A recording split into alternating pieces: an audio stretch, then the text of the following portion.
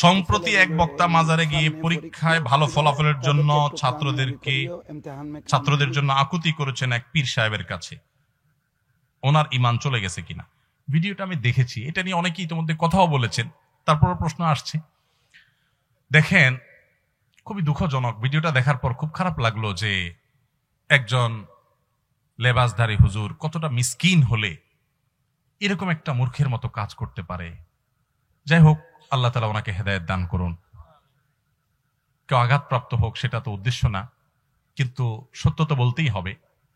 কোনো মানুষ যখন কবরে চলে যায়, তার কি পৃথিবীর কাউকে কোনো সাহায্য করার ক্ষমতা থাকে? মানুষ সাহায্য চাবে কার কাছে? আল্লাহর কাছে। এখন যদি বলা হয় যে খাজা বাবা বা অমুক কবরে শুয়ে আসো, এদের একটু পরীক্ষা ভালো ফলাফল করে দিও, তাহলে তো সে শিরিক করলো, ঈমান চলে যাওয়ার মতো বিষয়, বেঈমান হয়ে যাওয়ার মতো বিষয়। আল্লাহ তাআলা আমার এই ভাইকে তওবা করার তৌফিক নসিব করুন। নবী সাল্লাল্লাহু আলাইহি ওয়াসাল্লাম বলেছেন, ওয়াইজা সাআলতা ফাসআলিল্লাহ ওয়াইজা ইসতাআনতা ফাসতাইন বিল্লাহ। যখন কিছু চাইবা তো আল্লাহর কাছে চাইবা, যখন সাহায্য চাইবা তখন আল্লাহর কাছে সাহায্য চাইবা। ইয়াকা না'বুদু ওয়া ইয়াকা নাস্তাইন, আল্লাহ শিখাইছেন, আল্লাহ তোমারই ইবাদত করি আর তোমার কাছেই সাহায্য চাইও, মাজারওয়ালার কাছে না। আমার ছেলে মেয়ে, আমার সন্তান, কোনো কিছু দেওয়ার মালিক ওই মাজারওয়ালা না, দেওয়ার মালিক কে? আল্লাহ। সেদিন ব্রাহ্মণবাড়িয়া যাচ্ছি, যে 3-4 দিন আগের ঘটনা, এক প্রোগ্রামে। তো আমার পিছনের সিটে এক ইয়াং ছেলে বসছিল, আমি একটু ঘুমাইছিলাম। পরে উঠের পরে যখন নামতেছি, তাড়াতাড়ি 2টা কলম নিয়ে আসছে। আমার আবার একটু কলম দরকার ছিল, কিছু একটু লিখবো, বক্তব্যের নোট করব, কলম পাচ্ছিলাম না পকেটে। তো সে কলম ধরাতে আমি খুশি হয়ে গেছি। আমি চিন্তা করলাম, আরে আমি কি আল্লাহর ওলি হয়ে গেলাম নি কোনো, যে কলম দরকার, বেটা কলম ধরে বসে আছে সামনে। তখন সন্দেহ হলো 2টা ধরছে কে আবার। পরে দেখি আবার পুরান কলম সে ধরছে। আমি বললাম, কিরে বাবা? আমি বলছি, আমার গিফট করতেছে মনে হয়, আমার কলম দরকার এই টাইমে, আমার কারামাত যায় এগুলো কিনা।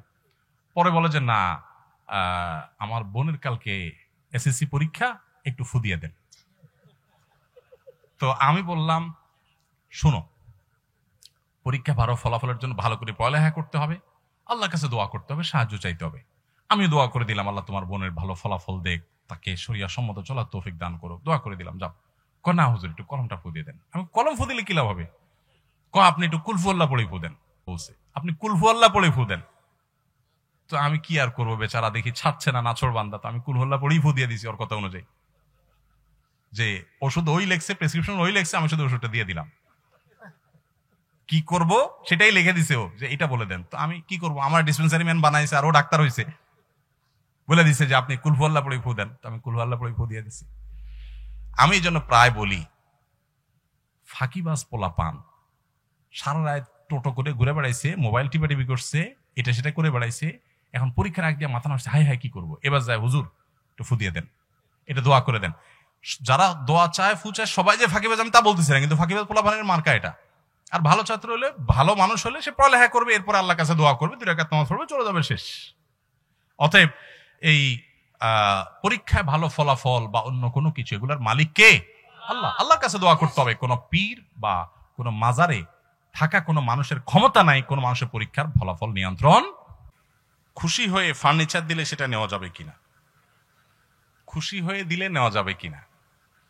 ভাই, এখন ঘুষের অপর নাম হলো খুশি হয়ে দিলাম। ভাই, এটা হলো ঘুষের অপর নাম।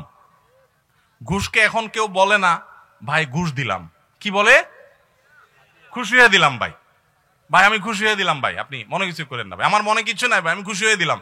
এই জন্য আমি বলি, ঘুষের অপর নাম হলো খুশি হয়ে দিলাম। ভাই, যৌতুকের অপর নাম হলো শ্বশুররা খুশি হয়ে দিছে, যৌতুকের অপর নাম হলো খুশি হয়ে দিলাম। বাবা, হ্যাঁ, এই যত খুশি হয়ে দিলাম দেখেন, এগুলোর সবগুলোর ভিতরে ভেজালের গন্ধ আছে।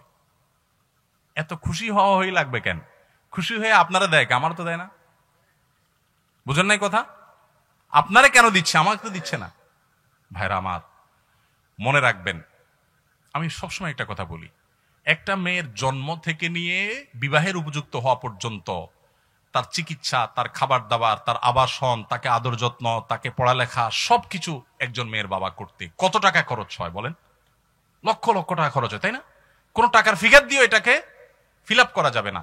এরপরে রেডি করার পর মেয়েটাকে তুলে গাড়িতে উঠে আপনার বাড়িতে দিয়ে দিচ্ছে সারা জীবনের জন্য। পড়ালেখা করেছে, তো মেয়ের বাপ মা সুবিধা ভোগ করবে, আপনার ছেলে মেয়ে আপনার সংসারে যায়, আপনার বাপের বাড়িতে গিয়া রান্নাটা শিখেছে, তার মা রান্না করে খাওয়াবে আপনার 14 গোষ্ঠীরে আপনাকে, তাকে বড় করেছে তার বাপ মা, আপনার সুবিধা ভোগ করবেন আপনি। আপনার তো উচিত শ্বশুর মশাইয়ের কাছে যায় বলা, আব্বাজি আম্মাজি আপনাদের এই মেয়েকে জন্ম থেকে এই পর্যন্ত বড় করতে মোট কত টাকা, কত পয়সা, কত কষ্ট, কত রাত জাগা, কত কি করেছেন, এই সবগুলো হিসাব করে ফিগার দেন। আমি ফকিন্নির পুত যদি সব দিতে নাও পারি চেষ্টাটা করব।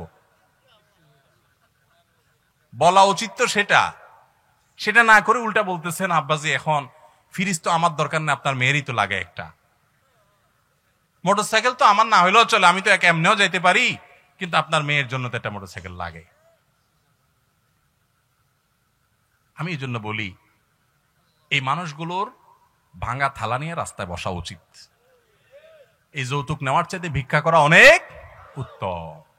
আবার একইভাবে অনেক মেয়ের বাবারা মোটা অঙ্কের মোহর ধরা ছাড়া মেয়ে বিয়ে দেয় না, আছে না নাই? ছেলেরা বিয়ে করতে পারে না তাদের মোহরের অত্যাচারে, সেটাও আরেক জুলুম। মনে রাখবেন, এই জুলুমগুলো আমাদের অশান্তির পথে নিয়ে যায়। এখন এই যে সংসারে শান্তি নেই, দেখেন যত বিয়ে হয়, বিয়ের হাবভাব দেখলে মনে হয় আরে বাবা গোটা জগৎ মনে হয় জয় করে ফেলবে। বড় গেট, বিশাল বড় প্যান্ডেল, 2 মাইল পর্যন্ত লাইটিং, কি বিশাল আয়োজন, হাজার হাজার মানুষ খাচ্ছে, ডোল তবলার আওয়াজের চোটে মানুষের বদদোয়া, বাচ্চার কষ্ট, হার্টের রোগীর জীবন শেষ, সব ধ্বংস হয়ে যাচ্ছে। উনি কিছু একটা গড়ায় ফেলতেছে, বিয়ে করে ফেলতেছে, বিয়ে হইতে না হইতে ভাঙতে দেরি নেই। ঠিক না ভাই? ঠিক। যত গর্জে তত বর্ষে না। আর ওই যে চাচা জেঠারা আছে এখানে, বাপ চাচারা আছে, মুরব্বীরা আছে, ভিতরে ভিতরে একটু খোঁজ নেন তো। বিয়ের সময় এই সমস্ত আপনাদের মতো এত ডোল তবলা বাজানি তো পরের কথা, এত ডাকডোল পিটানো তো করার কথা, এত জাকজমক করা তো পরের কথা। কোন রকম যে বিয়ে করে চলে আসছে, টেরও পায় নাই তেমন কেউ, চুপে চাপে বা অল্প স্বল্পর মধ্যে সেরে ফেলছে। কিন্তু চাচির সাথে মহাব্বত এত শক্ত, মাশাআল্লাহ, এত প্রগাঢ় যে আপনাদের ভালোবাসা যদি মেড ইন চায়না হয়, ওনাদেরটা মেড ইন জাপান। আল্লাহ তাআলা আমাদেরকে এই যৌতুকের অভিশাপ থেকে মুক্ত হওয়ার তৌফিক দান করুন। এদেশ থেকে যৌতুকের এই অভিশাপকে ঝাঁটা মেরে বিদায় করেছেন ওলামায়ে কেরাম। আলেমদের অবদান অনেকে খুঁজে পায় না। মসজিদ এবং মাহফিলগুলো থেকে যৌতুককে বিদায় করা হয়েছে। এখনো পর্যন্ত মাদক যতটা নিয়ন্ত্রণে আছে, তার সবচেয়ে বড় অবদান এদেশে আলেমদের, আলহামদুলিল্লাহ। অতএব সমস্ত অন্যায় ছেড়ে দিবেন।